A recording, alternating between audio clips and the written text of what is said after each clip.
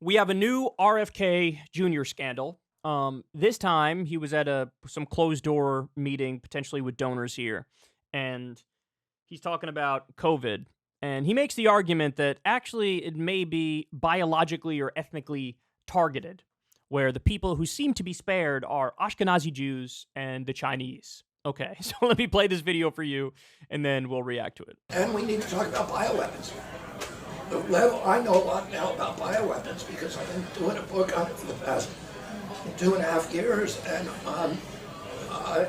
you know, the technology that we now have to develop these microbes, we've put hundreds of millions of dollars into ethnically targeted microbes. The Chinese have done the same thing. In fact, COVID-19, there's an argument that it is ethnically targeted. COVID-19 attacks certain races disproportionately. The races that are most immune to COVID-19 are because of the structure of the genetic structure, genetic differentials among different races of the receptors of the ACE2 receptor. Before we continue, let me just say I would love to hear Dr. Wilson's reaction to this. I would love to hear Dr. Wilson's reaction. Now, by the way, we had Dr. Wilson on Crystal Kyle and Friends. Definitely go check that episode out. He meticulously goes claim for claim with RFK Jr. and explains exactly why he's wrong with a lot of his anti-medicine views, okay? But I would love to hear his reaction to this because I'm sure he would have a field day with this one. COVID-19 is targeted to attack Caucasians and black people. The people who are most immune are Ashkenazi Jews and Chinese. But we don't know whether it was deliberately targeted that or not. But there are papers out there that show the racial and ethnic differential and impact to that. We do know that the Chinese are spending hundreds of millions of dollars developing ethnic bioweapons, and we are developing ethnic bioweapons. That's what all of those labs in the Ukraine are about. They're collecting Russian DNA, they're collecting Chinese DNA, so that we can target people by race. I don't know how you would respond to this, man. Okay, there's still a debate about whether or not COVID came from a wet market, sort of the natural explanation, or if it was the lab leak, because there's the, Wuhan lab of virology, which is right in the region where it came out. But if lab leak is true, then it was an accident, right? It was from gain of function research that probably shouldn't have been happening in the first place, and it leaked out of the lab. Now, by the way, my understanding is the U.S. was involved in the research and development in that lab anyway and funded some of that lab anyway. So is the idea that there was a virus that was targeting Caucasians, and many Americans are Caucasian, and the U.S. was funding that virus, and so it's like a bioweapon that we were involved in potentially getting out there, which ended up killing over 1 million of our own people? Is that the idea? Because look, either there's a natural explanation for COVID, it came about in a natural way, or there was a lab leak. But if it was a lab leak, it was a total accident. The idea that it was a lab leak, but it was actually maybe on purpose, is astonishingly stupid. Astonishingly stupid. Now, I don't know if that's what he's saying. I don't know, but I don't even need to say much in reaction to what he's saying. I'm going to let all you guys come to your own conclusions about the point he made here. To me, the even more interesting part of it is, so this comes out, big scandal, big backlash. Everybody's like, oh my God, you're an idiot. Then he comes out and goes, the way that that the New York Post originally leaked it, the way that the New York Post categorized what I said was factually false. And so he sort of tries to defend himself. And one of the claims against him based on this video was a lot of people were saying, oh, really? Like COVID was engineered in a way to spare the Jews? So people were like, is this like an anti-Semitic conspiracy theory or something? So RFK hears that and goes, bro, who, me, bro? Bro, I love the Jews, I love Israel, and I love Rabbi Shmuley. I'm going to do an interview with Rabbi Shmuley.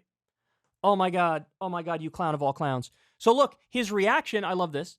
His reaction, I will fight. This is the reaction to the scandal over the comments here, where some people were like, is this an anti-Semitic conspiracy theory? He goes, I will fight relentlessly alongside my Jewish brothers and sisters and friends against Jew hatred and the demonization of Israel. How does Israel get brought up in this? How does Israel get brought up in this?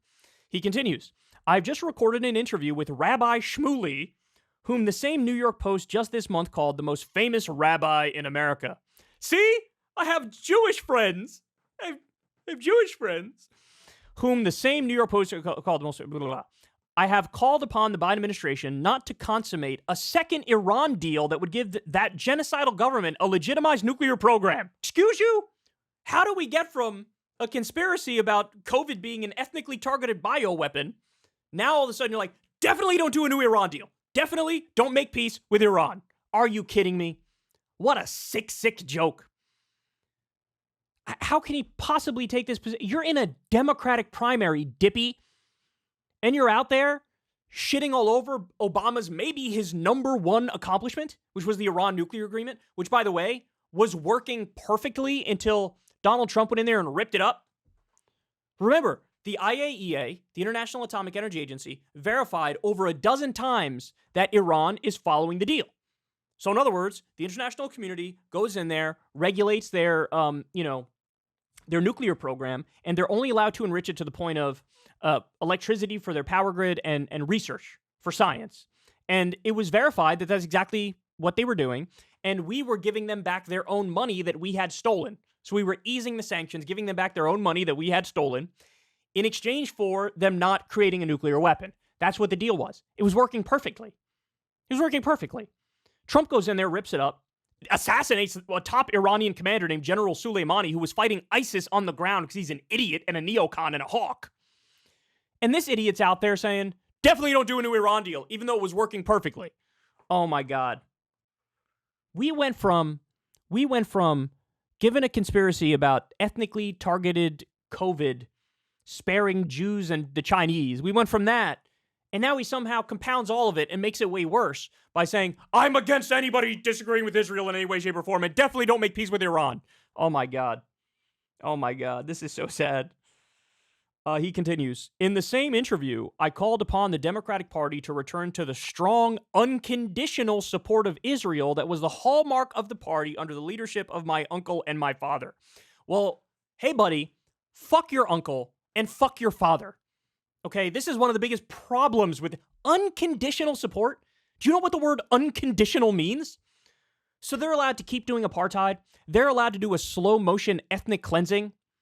They're allowed to ban interfaith marriage. They're allowed to be a repressive, dictatorial theocracy. And you sit there, unconditional support. Give them more money. Give them more weapons. Let them massacre Palestinians. Yes. Yes. Are you kidding me? How did you take a scandal of you saying some dumb shit and you just compounded it and made it even worse? Because now this is policy related and you're like, I am proudly wrong on all these policies. I am against peace with Iran. I'm against a new nuclear agreement. I'm for unconditional support of Israel. Which means what?